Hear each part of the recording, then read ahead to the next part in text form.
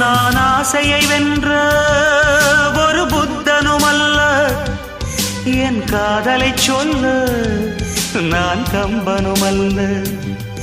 உன் காது கடித்தேன் நான் கனவினில் மெல்ல, இன்று கட்டி அணைத்தேன் இது கற்பனை அல்ல. அடிமனம் தவிக்கும் அடிக்கடி துடிக்கும் ஆசையை திறகிவிடு, இருவிழி மயங்கி இதழ்களில் இறங்கி உயிர் வரை பரகிவிடு. முத்தம் வழங்காது ரத்தம் அடங்காது.